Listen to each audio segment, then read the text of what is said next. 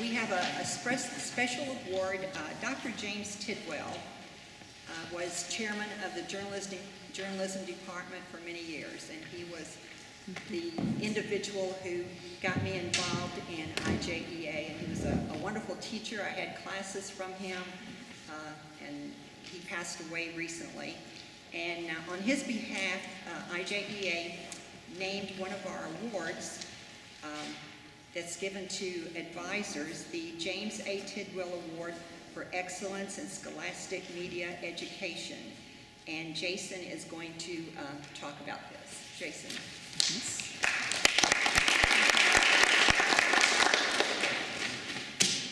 So, there are a lot of challenging aspects to our job.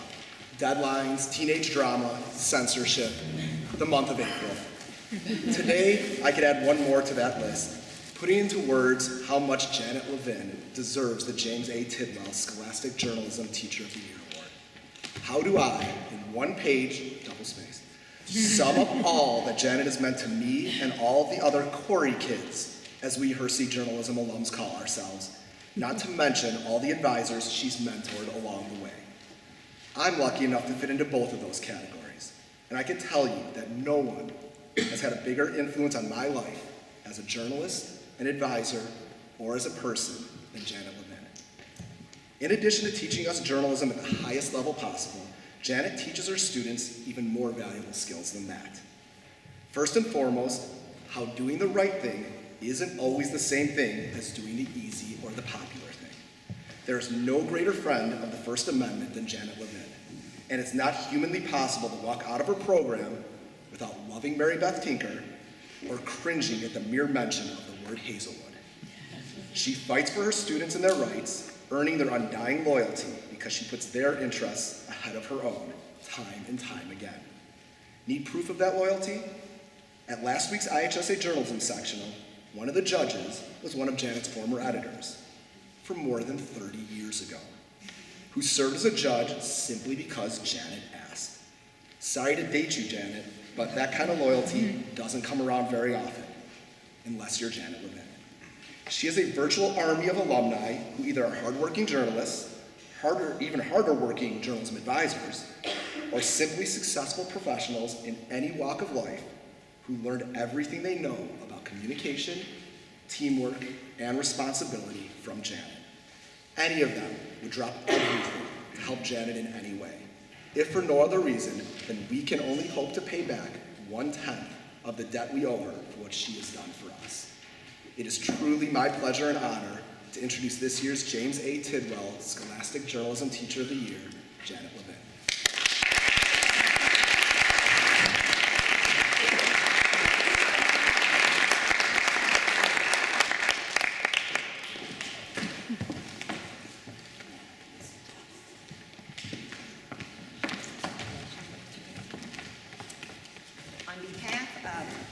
Journalism Education Association, we're happy to present the James A. Tidwell Award for Excellence in Scholastic Media Education to Janet Levin, John Hersey High School. Congratulations.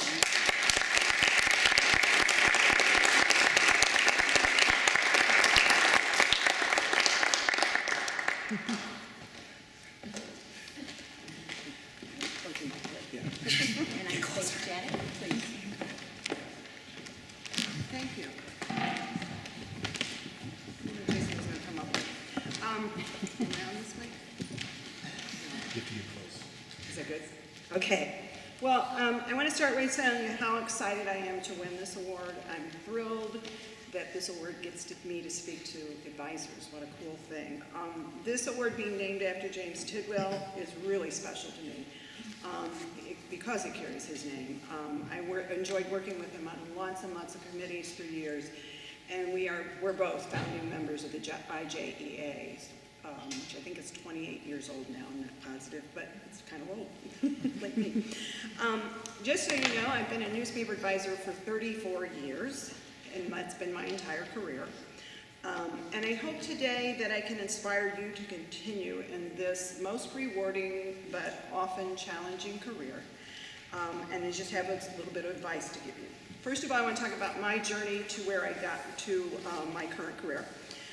It's a short one, actually. In my senior year of high school, when people were asking me those most annoying questions of where are you going to school, and what do you want to do with your life, I had this answer. I'm going to IU, which is Indiana University, and the only thing I know for sure about my career is I will never be a teacher. Both of my parents are teachers, or were teachers, and I wasn't going to follow in their boring footsteps no matter what. However, by my junior year at IU, I'd fallen in love with teaching and journalism. So when I graduated, I went back home to Gary, Indiana to teach. Yes, that Gary, Indiana, the song, Michael Jackson, and all those kind of not nice adjectives that all go to my hometown. There were no journalism programs there at the time. And so I thought, well, I could probably build them up. And I did, and I loved my job there. Unfortunately, when you work in school systems like Gary, there's not enough money to support your publications program, as my friend Rodney will attest to. So I started looking for a job elsewhere for 4 years after I'd been in Gary. I looked for a while, and I landed at John Hersey High School, and I have been there ever since, and I have been doing the same job ever since. My job at Hersey has been mostly wonderful, although I certainly have not won one popularity contest at my school. My 30 staffs have covered some very controversial topics and caused a little bit of trouble along the way. And this is appropriate for a school who's named after a journalist and an author who often wrote controversial topics and had made no apologies for doing so. I actually got to meet John Hersey my first year at the school. That was his final visit before he passed away. He often read the newspaper, The Correspondent. That's a little bit intimidating to know that kind of caliber of writings reading your paper. And he sometimes wrote notes to my students about their stories and commended them for them. The more I learn about John Hersey, the more honored I am to be the journalism teacher in his building. He certainly used his writing talents to help others, and that is what I always try to inspire my students to do too. Before I give you some advice on advising, because I would like to do that, I need to thank a few people, myself. First, I want to thank 2 people who joined my students in writing letters of recommendation for me for this award. Dr. Charles Vittigoni, I get that right, it's being taped, is my division head, and he is my friend, Chuck, who has not only been supportive of me and numerous journalism students by writing letters of rec for the journalism awards that we request, but he has also certainly tackled a few obstacles that have gotten in my way in order to make sure that we keep a vibrant program at John Hersey High School. Those obstacles I will not name because we're being videotaped. You know who they are. In addition, I must thank Jason Block, who is the prospector, newspaper advisor, and my former student, who I brag about, for his support on this award and other awards that he's always writing for me. And I must say, I am thrilled that he finally gets to celebrate with me today. He's kind of missed the other celebrations. Accidentally, they forgot to invite him. Sorry, Jason. So I'm thrilled that he's here today and he gets to do that, okay? I also need to thank my 3 children, Rachel, Jeremiah, and Josie. John, I'm sure she knows. That's her newspaper advisor, who have spent their lives sharing me with other kids, my students. It's not that they had an option, but they did share me. And I want to thank my hundreds and hundreds of students over the year. I must thank them for being the reason I want to go to work each day and make my day so interesting. My journalism kids and I have been through so much together, and my journey with so many of them has been such a gift. My last thanks goes to Facebook and social media. I know that's a bit odd, but that is who's kept me in touch with so many of my former students and now my friends. I would like to explain that a little more, a little bit further. 2 weeks ago, Mike Doyle, who was last year's winner, came to my school and surprised me with this award. After that, my staff posted pictures of celebration on the social media. Therefore, I received lots and lots of great messages of congratulations. I told my my mentor, Susan Tantillo, who's the former Wheeling advisor, that the best part of getting this award was from hearing from so many people who were happy for me. and people I didn't know who would be happy for me. And I just want to share a few of the social media congrats, because I love them. From Dan Weike, who is the LA Clippers beat reporter for the Orange County Register.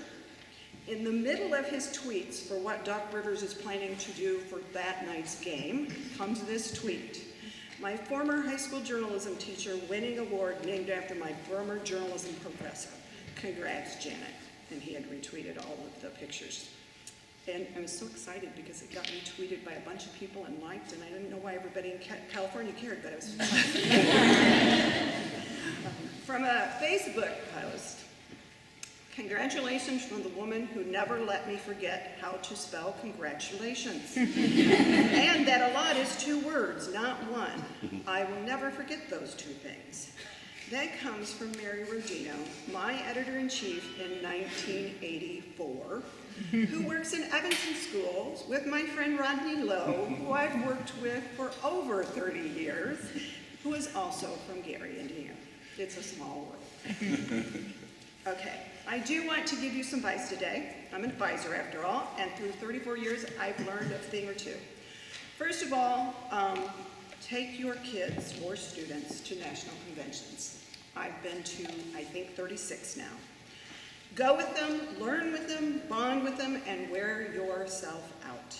Spend your 4-day weekend in a large hotel in a big city with about 6,000 teenagers. Great times. Every time I prepare myself to go, I keep thinking, why am I doing this? But my staff comes home so much better than when we left, and it is so worth all the energy. 2, I want you to remember you are an advisor, so give advice. Walk that ever so thin line of being aware of where your publication is going, but get out of the way and let your students lead.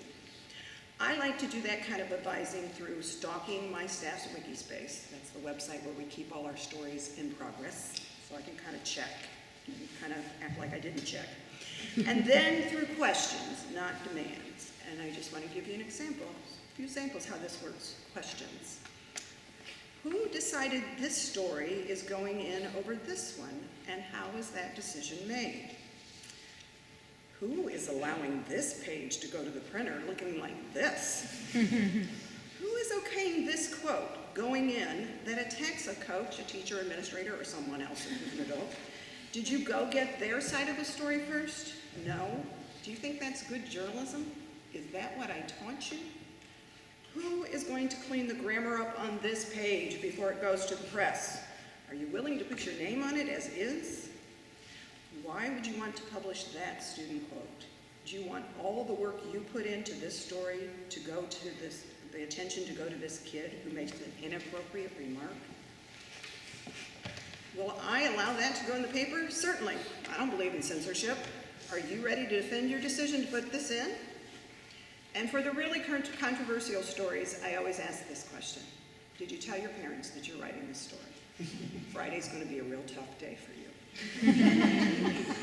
The week of publication, I ask really important questions. How's your section going? Would you like me to talk to the editor who has not done his story yet? Or can you yell at him? Are you at all worried that none of your stories for your page are finished? I wonder what we should be doing about that right about now. Did you ask the photographer to go take those pictures? Or were you just hoping he knew what you needed? At deadline, I go to the really important stuff. Who left this mess in my room? Should I ban food and drinks from this room? Who is singing in this room? Who is playing country music in here? Wow, what are you guys all looking at on that one computer? Your fascinating story? Or could someone actually be playing a game when we have so much work to do? On any trip, this is great advice if you have not done this. Did you ask 3 other people that question before you asked me? That is the rule. And my last question, where is my Starbucks? You know that's the tradition that makes me most happy. This also works when advising other. When a hysterical parent calls because his child's name has been misspelled in a publication, or a worse sin, his sophomore darling has been labeled a freshman, explain your policy about this. even if you never had a policy until you got on the phone. And you say you're sorry and list what you are willing to do. Then be sure to ask, is there something else you want from us? You do know we can't pick up all the publications and correct this, don't you? If an administrator tells you she's getting phone calls or emails from parents about something you published, ask her, can you forward those emails and the phone calls to my editors so they can answer them? Oh, those parents don't want to talk to my students? Well, tell them that's too bad. My students would love to explain their decisions. When a teacher asks if you know how many errors are in your publication, ask, have you ever read a professional publication? They have mistakes too. To the grammarian snob in your department who claims that you have too many mistakes in there, ask, wow, do your students not make mistakes in their writing? Maybe you should have them come to a deadline at 5 o'clock on Wednesday night and have them copy edit for us then. This even works with my own children who text me, when will I be home tonight? How long have you been my child? I don't have any idea what time I'm getting home. To all of you, I want to ask this question. Why do we do this crazy work with so little thanks in return? My answer is this, because we get to watch some silly, crazy 14-year-olds grow into some amazing people through their storytelling and their amazing journalism, and then we get to become lifelong friends with them. Thank you.